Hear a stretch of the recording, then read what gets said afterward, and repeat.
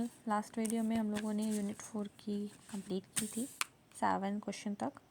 आज हम question number 8 पढ़ेंगे। देखो हम ज़्यादा टाइम वेस्ट नहीं करेंगे, फटाफट कंप्लीट करेंगे, एग्ज़ाम है, ज़्यादा टाइम नहीं लगाना चाहिए। Okay, right a short note on nutritional status. देखो हमने अभी तक जो है पढ़ा था, आपको पता है कि ह्यूमन रिसोर्स डेवलपमेंट की, एजुकेशन के बारे में, हेल्थ के लिए, स्किल डेवलपमेंट के लिए, ठीक है, ट्रेनिंग के लिए। तो अब हम क्या पढ़ेंगे, short note on nutritional status पढ़ेंगे। ये हमारा यूनिट यहाँ कंप्लीट हो जाता है। ये न्यू यूनिट है न्यूट्रिशनल स्टेटस की। न्यूट्रिशनल स्टेटस क्या होता है हमारा, okay clear. Nutritional status is a measure of the health condition of an individual as effective primarily by the intake of food and utilization of nutrition। Nutritional status का मतलब होता है, nutritional status का मतलब होता है मेजरमेंट किस चीज़ का, हेल्थ कंडीशन का, हर एक पर्सन का, individual as effective primary by the intake of food. जो हम लोग प्राइमरी इनटेक ऑफ फूड करते हैं उसका यूटिलाइजेशन करते हैं। Good nutrition status can only be realize and sustain when individual with in families and communities is are food resource secure. जो good nutrition status का होता है वो only be realized and sustain when individual with in families and communities are food secure. Food securities is defined as accesses by all people at all the time to the food needed for a healthy life।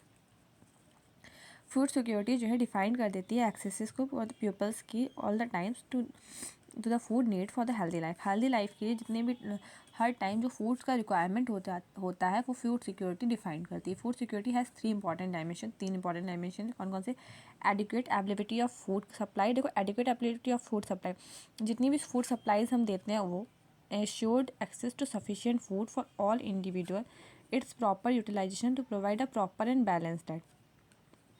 Assure access to sufficient food के लिए हर person के लिए, it proper utilization की, proper to provide a proper and balance diet, कि हर एक person को प्रॉपर और बैलेंस डाइट ही मिले। ये ना हो कि एन एक्सेस मिल जाए या फिर उससे उसकी हेल्थ को कोई प्रॉब्लम हो। उसे न्यूट्रिशन स्टेटस में काउंट किया जाता है। Nutrition is one of the important component of human resource development के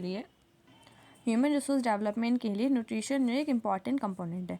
अ well nourished healthy workforce is a pre condition for sustainable development. Well nourished healthy workforce जो है वो प्री कंडीशन है sustainable development के लिए। Nutrition play a critical role in human resource development since deficiency in essential nutrition lead to malnutrition which affect an individual mental and physical state resulting in poor health and poor work performance।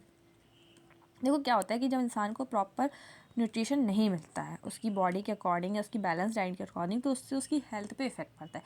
जब उसकी health पे effect पड़ता है तो वो एक result हो जाता है पुअर हेल्थ के लिए, जो उसके काम पे भी असर डालता है। अब आपकी हेल्थ नहीं अच्छी होगी, आप अच्छा खाओगे पियोगे नहीं, तो उससे क्या होगा, आपको प्रॉब्लम होगी।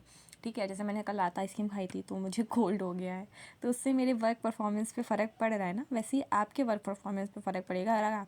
अगर पर्सन का न्यूट्रिशन नहीं मिलेगा वो और उसको प्रॉब्लम हो मतलब न्यूट्रिशन इनटेक नहीं करेगा तो उसकी हेल्थ अच्छी नहीं रहेगी। हेल्थ नहीं अच्छी रहेगी तो वो अपना काम ढंग से नहीं कर पाएगा, वर्क परफॉर्मेंस अच्छी नहीं रहेगी। Healthier people can transfer their energy into productive more efficiently and than under nourished people. देखो हेल्थी पीपल जो होता है वो ट्रांसफ़र कर, देखो जब इंसान खुश होता है या फिर हेल्दी होता है, हेल्दी होगा तो वो खुश होगा, खुश रहेगा तो फिर वो अच्छी तरीके से वर्क को कर पाएगा। जब वो कर पाएगा तो उसकी पूरी एनर्जी, पूरी एफिशिएंसी क्या है वो वर्क पर लगेगी। Better health and nutrition can immediate increase the workers current strength, energy and ability to concentrate on the job and thereby increase the productivity of workers. Same चीज़ लिखी है।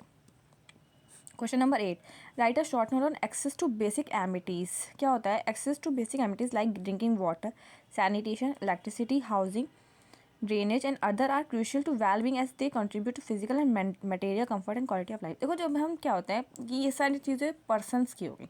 अब क्या है कि ये सोसाइटी का या फिर आपका पर्सनल कंफर्ट जोन के लिए, जो कंफर्ट जोन के अंदर क्या होता है एक्सेस टू बेसिक एमिटीज़ में आता है, जैसे कि आपके पानी, ड्रिंकिंग वाटर, सैनिटेशन या इलेक्ट्रिसिटी।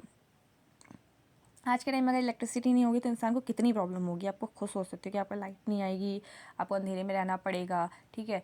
और अब तो इंसान के अंदर अंधेरे में रहने की आदत रह भी नहीं गई है ज़्यादातर। हाउसिंग की, ड्रेनेज की, आपका ड्रेनेज नहीं होगा तो फिर कितना प्रॉब्लम्स हो सकती हैं। इस सब चीज़ों को हम जो है, ये सब हमारा एक मटेरियल कम्फर्ट है क्वालिटी ऑफ लाइफ के लिए। It's a long question and then finish this unit. Okay, चलो हम लोग फटाफट इसको कवर करते हैं। चलो क्या लिखा है इसमें, they also benefit by ensuring better health environment and providing opportunity for other useful activities. क्या है कि देखो अगर आपको ये सारे काम जो करते हैं हम लोग, ठीक है, जैसे इलेक्ट्रिसिटी है, ड्रेनेज है, हाउसिंग है, सैनिटेशंस है, या कोई भी फिजिकल काम है, उसमें क्या है लोगों यूज़फुल एक्टिविटीज़ हैं, इससे अपॉर्चुनिटीज़ मिलती हैं, providing opportunity for other useful activities. और साथ साथ क्या होता है कि एक हेल्दी इन्वायरमेंट को डेवलप करता है जो पर्सनस की हेल्थ के लिए बहुत अच्छा है। अगर आप एक हेल्दी इन्वायरमेंट में रहेंगे जहाँ पे साफ़ सफाई है, ठीक है, क्लियरिटीज़ है, तो आपको एक हेल्दी इन्वायरमेंट में रहने की वजह से आपको खुद में हेल्दी लगेगा, आपकी हेल्थ अच्छी होगी, आपकी मूड्स अच्छे होंगे।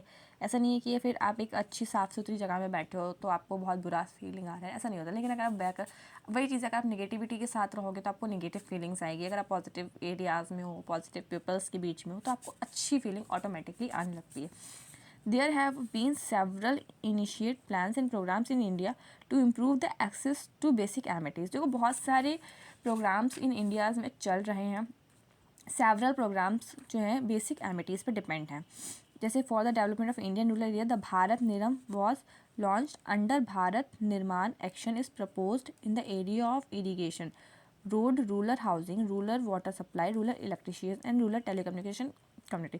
क्या है कि इंडिया में रूरल एरियाज़ के लिए जो भारत निर्माण वॉज लॉन्च, भारत निर्माण को लॉन्च किया जाए अंदर भारत निर्माण है, ठीक।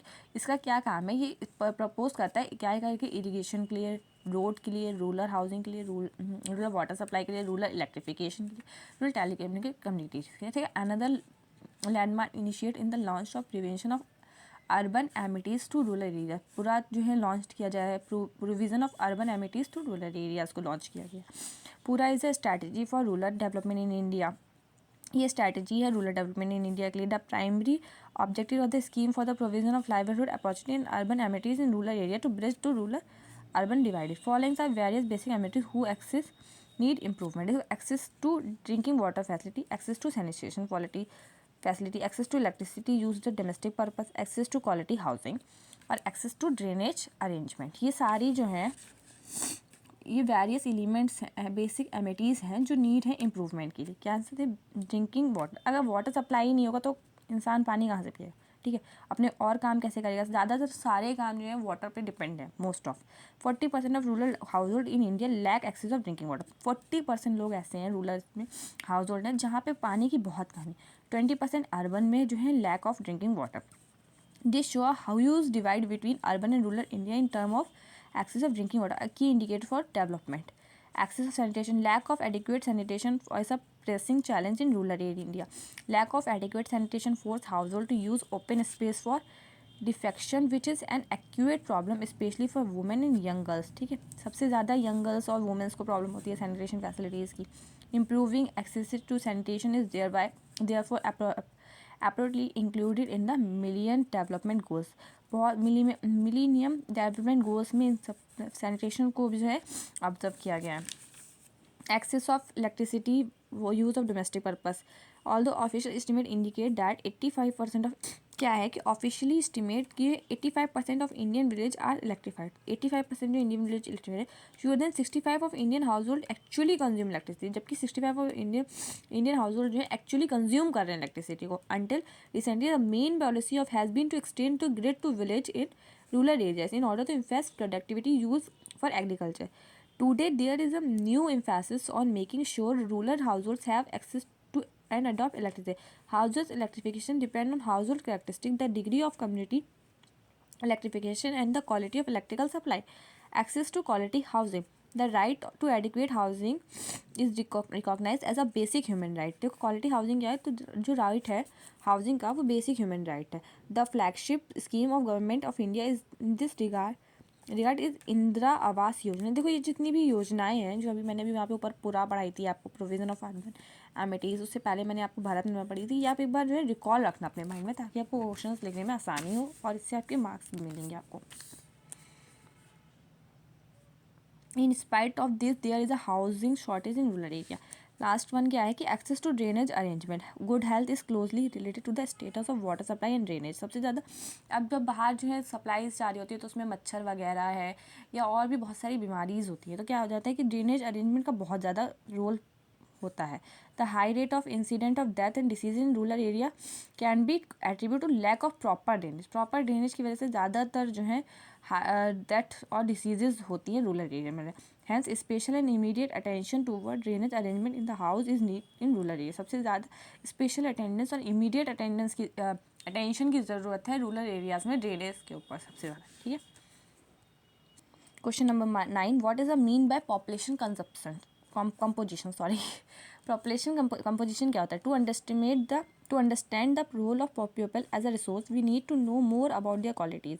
देखो, जो रोल है हम लोग रिसोर्सेज में पीपल्स को दे देते हैं, उससे ज़्यादा हमें ज़रूरत है कि उनके स्किल्स को पहचाने, उनकी क्वालिटीज़ को भी पहचाने।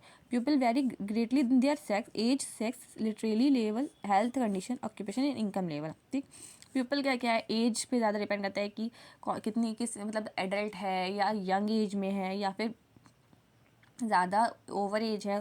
ठीक है, फिर सेक्स मतलब मेल है या फीमेल है, लिटरेसी लेवल क्या है उसका, कितना पढ़ा लिखा है वो, हेल्थ कंडीशन क्या है कि ऐसा तो नहीं है कि उससे पहले से कोई बीमारी है, या उसकी हेल्थ इश्यूज़ क्या है, उसको क्या प्रॉब्लम चल रही है, या वो बिल्कुल हेल्दी है, ऑक्यूपेशन क्या है उसका, इनकम लेवल क्या है, ये सारी चीज़ें पॉपुलेशन कंपोजिशन में डिपेंड करता है। It is essential to understand these characteristics of the people.